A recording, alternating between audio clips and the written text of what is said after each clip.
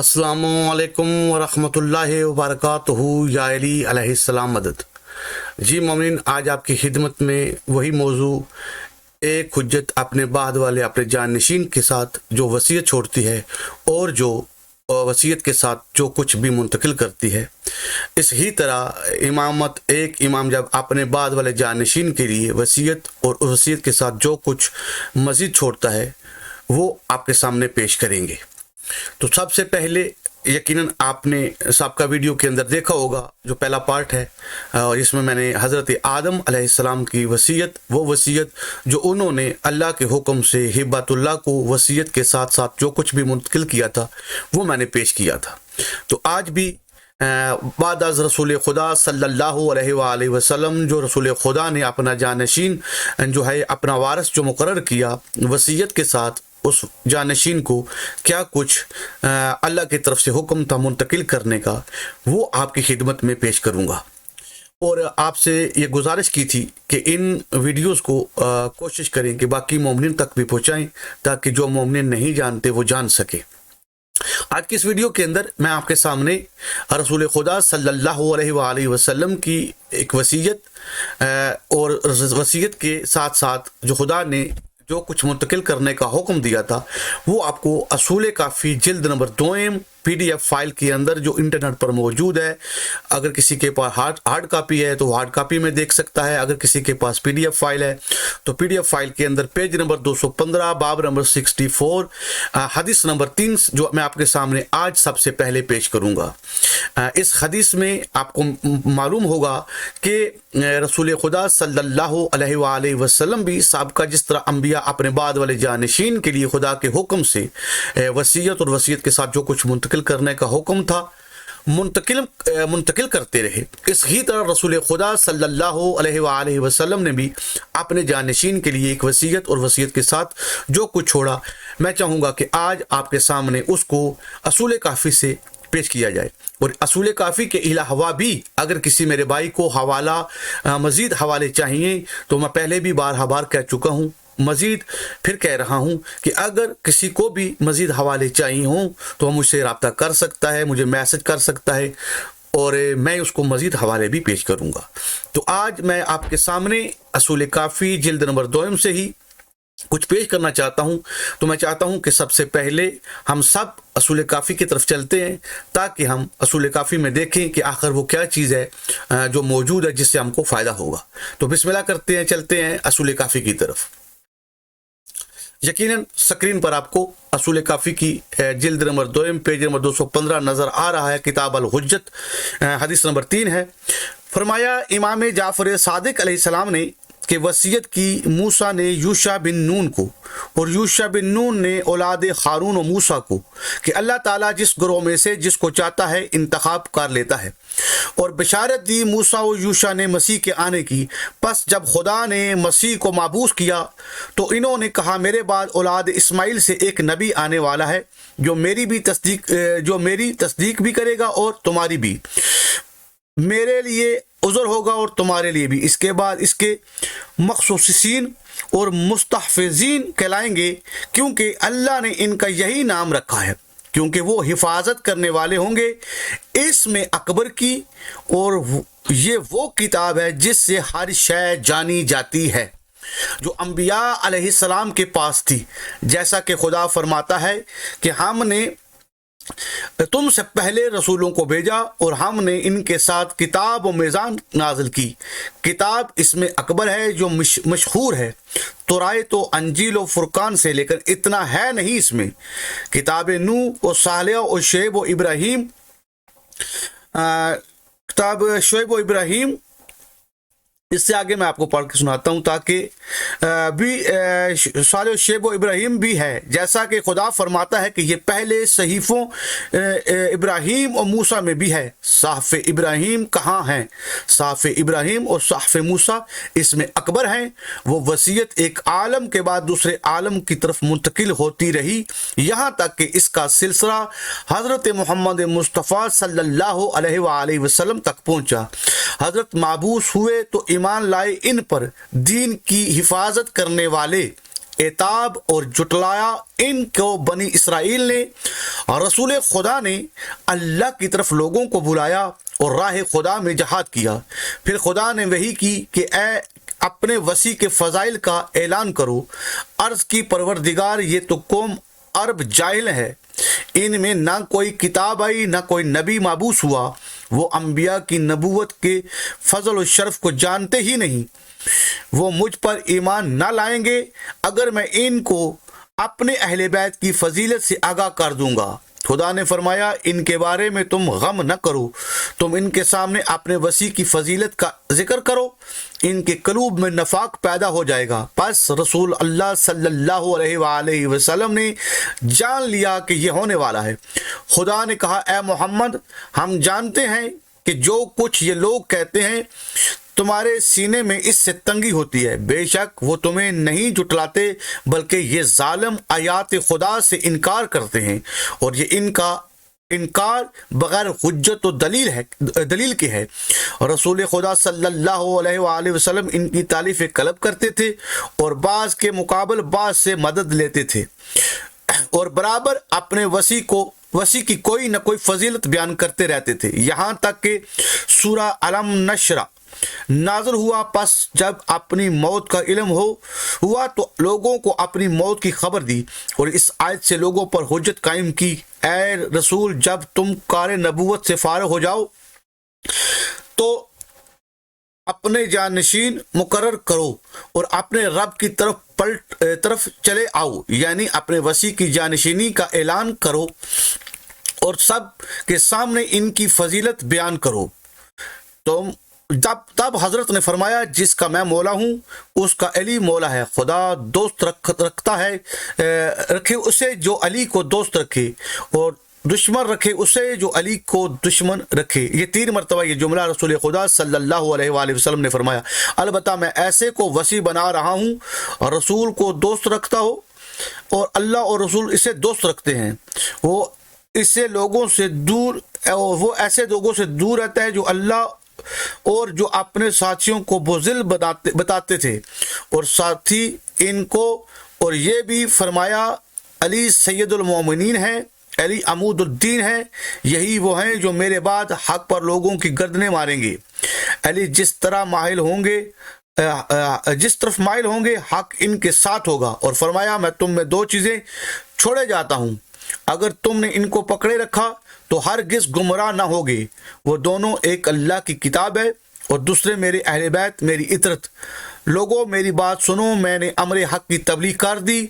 तुम अनकरीब हौज़ कौसर पर मेरे पास आओगे। मैं तुमसे इन दोनों गिरां कदर चीज़ों के मुतल्लिक़ सवाल करूँगा, यानी अल्लाह की किताब और अपनी इतरत के मुतल्लिक़। तुम इन पर सबकत न ले जाओ वरना हलाक हो जाओगे और इनको सिखाओ पढ़ाओ मत, वो तुमसे ज़्यादा जानने वाले हैं। बस हज़रत सल्लल्लाहु अलैहि वसल्लम के इस कौल से इन पर हुज्जत तमाम हुई और खुदा की इस किताब से जिसे लोग पढ़ते हैं, बस अहले बैत की फजीलत रसूल खुदा सल्लल्लाहु अलैहि वसल्लम के कलाम कुरान के बयान से लोगों पर ज़ाहिर होती ही रही। जैसा कि खुदा फरमाता है, खुदा इरादा रखता है कि ए अहले बैत, खुदा तुमसे हर किस्म की निजासत को दूर रखे और पाक रखे जो पाक रखने का हक है। और अल्लाह ताला ने यह भी फरमाया कि जो माल गनीमत तुमको मिले इसका 5वां हिस्सा अल्लाह और रसूल और ज़िल कुर्बा का है। और फरमाया, ज़िल कुर्बा का हक अदा करो, इससे मुराद अली हैं और इनका हक वो वसीयत थी जो इनके लिए की गई और इसमें अकबर और मिरास इल्म आसार नबूवत थे। और फरमाया, ए रसूल, तुम कह दो कि मैं तुम में से ज़िल कुर्बा की मोहब्बत के सिवा कुछ नहीं चाहता। और फरमाया, जब मुवद्दत के मुतल्लिक़ सवाल किया जाएगा किस गुनाह पर कत्ल किया गया, यानी खुदा फरमाता है कि मैं तुमसे सवाल करूँगा इस मौत के मुतल्लिक़ कि जिनकी फजीलत तुम पर नाज़िल की गई थी, तुमने किस गुनाह पर इनको कत्ल किया। और अल्लाह ताला ने यह भी फरमाया है कि अगर तुम नहीं जानते तो अहले ज़िक्र से पूछो, और ज़िक्र से मुराद किताब है और अहले ज़िक्र आले मोहम्मद अलैहिस्सलाम हैं। खुदा ने इनसे सवाल करने का हुक्म दिया है نہیں حکم دیا ہے ان کو جاہلوں کے سوال کا، اور اللہ نے قرآن کا نام ذکر رکھا ہے جیسا کہ فرماتا ہے، اور ہم نے رسول ذکر کو تم پر نازل کیا تاکہ تم لوگوں سے بیان کر دو جو ان کے لیے نازل کیا گیا ہے، تاکہ وہ غور و فکر کریں۔ اور اللہ تعالیٰ نے فرمایا یہ ذکر ہے تمہارے لیے اور تمہاری قوم کے لیے، اور ان قریب تم سے پوچھا جائے گا۔ اور فرمایا اللہ نے اللہ کی اطاعت کرو اور اطاعت کرو رسول کی، اور جو تم میں اولی الامر ہیں ان کی۔ اور یہ بھی فرمایا اگر تم اپنے معاملہ میں رجوع کرو گے اللہ کی طرف اور رسول اور اولی الامر کی طرف، اور ان میں جو استنباط کرنے والے ہیں وہ اس کو بتا دیں گے، پس جن اولی الامر کی طرف رجوع کا حکم دیا گیا ہے وہ وہی ہیں جن کی اطاعت کا حکم ہے۔ جب رسول خدا حج آخر سے واپس ہوئے تو جبریل آیا، یا ایھا الرسول بلغ ما انزل کی آیت لے کر آئے، یعنی اے رسول جو تم پر نازل کیا گیا ہے اسے پہنچا دو، اور اگر تم نے یہ کام نہ کیا تو تم نے کار رسالت ہی انجام نہ دیا۔ اور اللہ تعالیٰ تو لوگوں کے شر سے بچانے والا ہے، اور اللہ کافروں کے گروہ کو ہدایت نہیں کرتا۔ پھر منادی نے ندا دی، سب لوگ جمع ہو گئے۔ آپ نے ببول کے درختوں کے متعلق حکم دیا کہ ان کے کانٹوں کو جھاڑ سے سمیٹا جائے۔ پھر فرمایا لوگوں بتاؤ تمہارا ولی تمہارے نفسوں سے بہتر کون ہے؟ انہوں نے کہا کہ اللہ اور اس کا رسول صلی اللہ علیہ وآلہ وسلم۔ فرمایا پس جس کا میں مولا ہوں اس کا علی مولا ہے۔ خدا دوست رکھ اس کو جو اسے دوست رکھے، اور دشمن رکھ اس کو جو اسے دشمن رکھے۔ 3 مرتبہ یہ کلمات کہے، پس قوم کے دل میں نفاق کا کانٹا کھٹکا اور کہنے لگے خدا نے ایسا حکم محمد پر ہرگز نازل نہیں کیا، بلکہ وہ اس سے اپنے ابن ام کا مرتبہ بلند کرنا چاہتے ہیں۔ جب حضرت مدینہ آئے تو انصار نے حاضر خدمت ہو کر کہا یا رسول اللہ، خدا نے ہم پر احسان کیا ہے اور آپ کی وجہ سے ہمیں شرف بخشا ہے۔ آپ کے ظہور سے ہمارے دوست خوش ہوئے اور دشمن دل سوختہ ہوئے۔ آپ کے پاس اطراف و جانب سے وفد آیا کرتے ہیں اور آپ کے پاس کوئی چیز ان کو دینے کے لیے نہیں۔ یہ حدیث یقیناً پوری ہے، آگے آپ پڑھ سکتے ہیں۔ اب ہم کوشش کرتے ہیں کہ آپ کو یقیناً یہ حدیث آپ نے دیکھ لی جو اصول کافی کی ہے۔ اس حدیث کے اندر آپ کو یہ بھی معلوم ہو گیا کہ رسول خدا نے جس طرح سابقہ انبیاء اپنے بعد اپنا جانشین چھوڑ کے جاتے تھے، اس ہی طرح رسول خدا صلی اللہ علیہ وآلہ وسلم نے بھی اپنے بعد اپنا جانشین چھوڑا، اور اس میں اکبر اور میراث اور جو انبیاء کا ترکہ ہے یقیناً وہ بھی آپ نے اس حدیث کے اندر دیکھا کہ رسول خدا صلی اللہ علیہ وآلہ وسلم نے وہ منتقل کیا مولا علی علیہ السلام کی طرف۔ اس کے بعد امت نے جو اختلاف کیا اور یہ جو حق چھین لیا وہ آپ سب کی آنکھوں کے سامنے آپ سب جانتے ہیں، مزید بتانے کی ضرورت نہیں ہے، کیونکہ میں یہ موضوع جو تھا آپ سے وعدہ کیا تھا کہ یہ 12 پارٹ ہوں گے، ہر پارٹ کے اندر ایک جو حجت ہے وہ اپنے بعد والی حجت کے لیے جو نص چھوڑتی ہے، جو وصیت اور وصیت کے ساتھ جو چیز چھوڑتی ہے، میرا موضوع تھا کہ وہ میں نے آپ کے سامنے پیش کرنا ہے۔ تو اس سلسلے میں میں نے یہ حدیث جو اصول کافی کی جو 3 نمبر حدیث آپ کے سامنے پیش کی، تو اس حدیث کے اندر وہی چیزیں جو آپ کے سامنے پیش ہوئی اور اس کے اندر ان چیزوں کی وضاحت بھی ہوئی کہ وہ کیا چیز ہے۔ لوگ سمجھتے ہیں کہ وہ قرآن ہے، وہ یا صاف ہے، مصحف ہیں، تو مولا نے فرمایا کہ ایسا نہیں، بلکہ وہ وصیت ہے، اور اس وصیت جو ہے وہ اور علم ہے، میراث ہے، اور وہ منتقل ہوتا رہتا ہے۔ تو اس وقت اگر تم لوگ کہتے ہو کہ وہ یہی قرآن یا وہ صحیفے ہیں، تو وہ کہاں ہے وہ صحیفے جو ابراہیم علیہ السلام کے ہیں؟ کہاں ہے تمہارے پاس اب؟ تو وہ مولا نے فرمایا کہ وہ ہمارے پاس وہ تمام چیزیں ہمارے پاس ایک حجت کے بعد وہ دوسری حجت کے پاس منتقل ہوتی ہے، ایک حجت کے بعد دوسری حجت کے پاس وہ منتقل ہوتی ہے۔ تو چلیں ایک کوشش کرتا ہوں کہ اس کی وضاحت کے لیے ایک مزید حدیث جو ہے اسی ہی اصول کافی جلد نمبر 2 اور پیج نمبر جو ہے انشاءاللہ میں ابھی آپ کو دکھا دیتا ہوں، پیج نمبر 212 ہے۔ پیج نمبر 212 پر یہ حدیث جو ہے یہ آپ کو ملے گی PDF فائل کے اندر، حوالہ وہی ہے، باب نمبر 64 ہی ہے، حدیث نمبر صرف پہلے 3 تھی اب 2 ہو گئی ہے۔ تو پیج نمبر 212 پر چلتے ہیں اور دیکھتے ہیں کہ یہاں پر وہ حدیث کیا ہے۔ آئیں اسکرین پر دیکھتے ہیں تاکہ مزید وضاحت ہو جائے اس حدیث سے کہ ہم کون سی بات کر رہے ہیں۔ یقیناً حدیث آپ کو اسکرین پر نظر آ رہی ہے، متن بھی نظر آ رہا ہے، تو چلیں یہاں سے حدیث کو شروع کرتے ہیں۔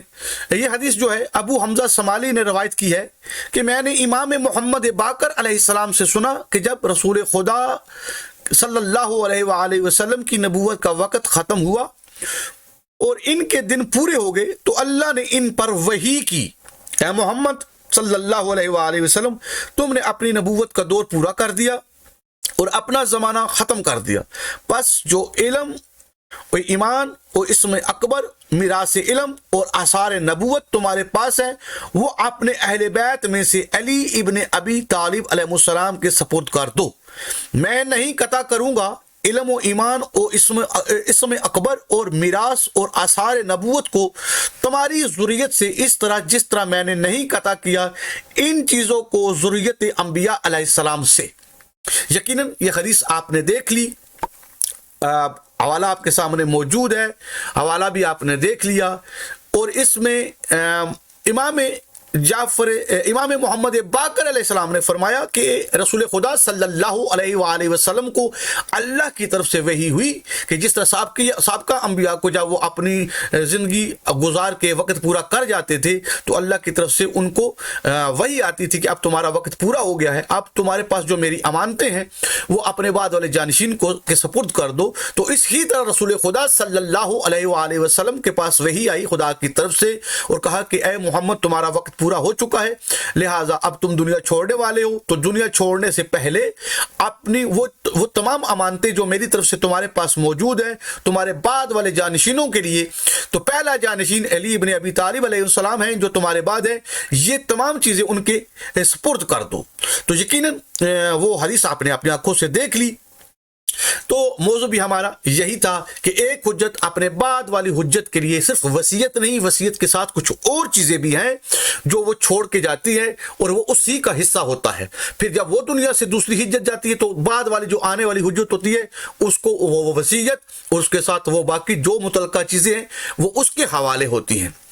انشاءاللہ مومنین آپ ان ویڈیو کو دیکھیں اور باقی مومنین تک بھی پہنچائیں، کیوں کہ اب اس سے آگے والی جو ویڈیو ہوگی اس ویڈیو کے اندر ہم آپ کو ایک وصیت امام حسن علیہ السلام کی پیش کریں گے، اور امام حسن علیہ السلام نے جو وصیت امام حسین علیہ السلام کے لیے کی اور ساتھ وہ جو چیزیں ساتھ میں آ رہی تھی وصیت کے علاوہ جو چیز تھی وہ منتقل ہوئی، تو پھر اس کے بعد جہاں پر جس طرح بعد از رسول خدا یہ وصیت ہونے کے باوجود وہ تمام چیزیں ہونے کے باوجود امت نے مولا امیر کائنات علی ابن ابی طالب علیہ السلام سے یہ حق چھین لیا، اس ہی طرح امام حسن علیہ السلام کے بعد امام حسین علیہ السلام کی امامت آئی، اور امام حسین علیہ السلام کی امامت کے بعد جن لوگوں کو گواہ بنایا گیا اس وصیت پر، جس طرح رسول خدا صلی اللہ علیہ وآلہ وسلم نے وصیت کی اور تمام اپنے خاندان کو جمع کیا اور جمع کرنے کے بعد ان کو گواہ بنایا کہ میرا اب جانشین